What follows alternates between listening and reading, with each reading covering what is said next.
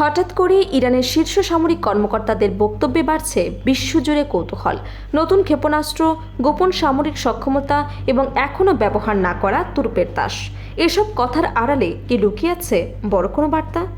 যুদ্ধবিরতির মাঝে কি নিজেদের সবচেয়ে শক্তিশালী অস্ত্র প্রস্তুত করে ফেলেছে তেহরান, নাকি এটি শুধুই প্রতিপক্ষকে সতর্ক করার কৌশল?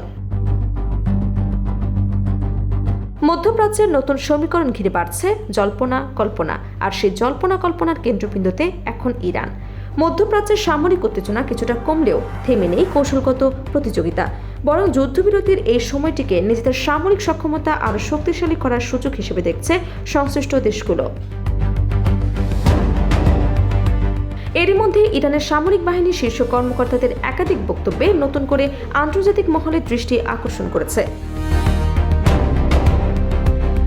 ইরানের ইসলামিক রেভলিউশনারি গার্ড কর্পস বা আইআরজিসির কর্মকর্তারা দাবি করেছেন দেশটির সম্ভাব্য যে কোনো সংঘাত মোকাবিলার জন্য পুরোপুরি প্রস্তুত।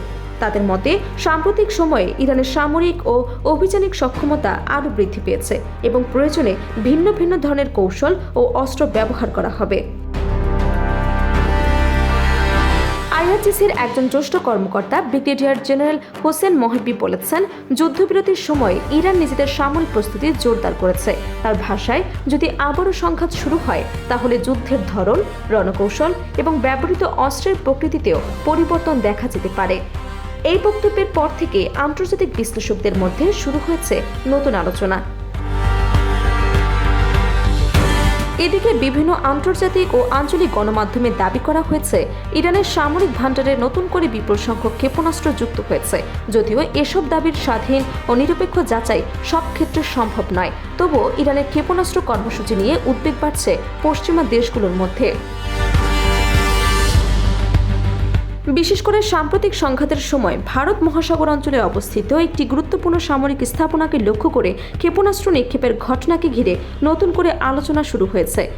বিশ্লেষকদের একাংশ মনে করছেন, এই ধরনের পদক্ষেপ ইঙ্গিত দেয় যে ইরান তাদের দূরপাল্লার আঘাত আনার সক্ষমতা আরও সম্প্রসারণের চেষ্টা করছে।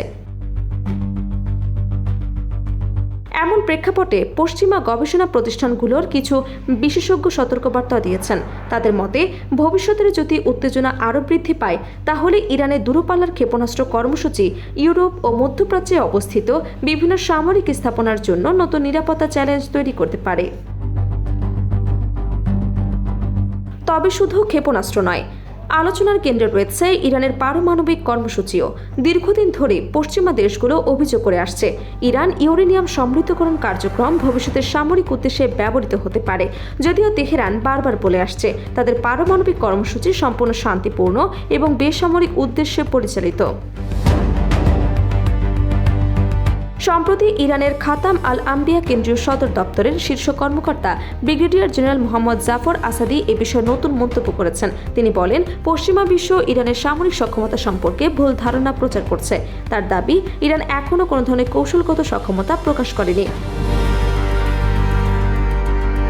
জাফর আসাদির ভাষায়, আমরা এখনও আমাদের সব তুরপের তাস ব্যবহার করিনি। তবে একই সঙ্গে তিনি জোর দিয়ে বলেন, ইরানের নিরাপত্তা নিশ্চিত করতে পারমাণবিক বোমার প্রয়োজন নেই। তার মতে, দেশের সবচেয়ে বড় শক্তি হল জনগণের সমর্থন এবং দীর্ঘমেয়াদী প্রতিরোধ গড়ে তোলা। এই বক্তব্যকে অনেকে রাজনৈতিক বার্তা হিসেবে দেখছেন। বিশ্লেষকদের মতে, একদিকে সামরিক সক্ষমতার ইঙ্গিত দেয়া, অন্যদিকে পারমাণবিক অস্ত্রের প্রয়োজনীয়তা অস্বীকার করা। এই দুই বার্তার মাধ্যমে ইরান আন্তর্জাতিক চাপ মোকাবিলা এবং নিজেদের অবস্থান শক্ত করার চেষ্টা করছে। অন্যদিকে যুক্তরাষ্ট্র এবং ইরানের মধ্যে পারমাণবিক কর্মসূচি নিয়ে মতবিরোধ এখনও অব্যাহত রয়েছে। বিশেষ করে উচ্চমাত্রার সমৃদ্ধ ইউরেনিয়াম নিয়ে পশ্চিমা বিশ্বে উদ্বেগ হয়ে গেছে। এ বিষয়কে কেন্দ্র করে ওয়াশিংটন এবং তেহরানের মধ্যে উত্তেজনা কমার কোনো স্পষ্ট লক্ষণ এখনো দেখা যাচ্ছে না। ইরানের অবস্থান পরিষ্কার। দেশটির কর্মকর্তারা বারবার জানিয়ে দিয়েছেন তারা তাদের পারমাণবিক কর্মসূচি পুরোপুরি বন্ধ করবে না এবং জাতীয় স্বার্থের প্রশ্নে কোনো ধরনের চাপ মেনে নেবে না। একই সঙ্গে তারা বলে আসছেন যে নিজেদের নিরাপত্তা সার্বভৌমত্ব রক্ষার জন্য প্রয়োজনীয় সব পদক্ষেপ নিতে প্রস্তুত রয়েছে তেহরান। সব মিলিয়ে মধ্যপ্রাচ্যের পরিস্থিতি আপাতত শান্ত দেখালেও পর্দার আড়ালে চলছে কৌশলগত অবস্থান শক্ত করার প্রতিযোগিতা। নতুন ক্ষেপণাস্ত্র, সামরিক সক্ষমতা নিয়ে ইঙ্গিতপূর্ণ বক্তব্য এবং পারমাণবিক কর্মসূচি ঘিরে চলমান বিতর্ক আবারও প্রমাণ করছে যে আঞ্চলিক ভূ রাজনৈতিক উত্তেজনা এখনও পুরোপুরি শেষ হয়ে যায়নি।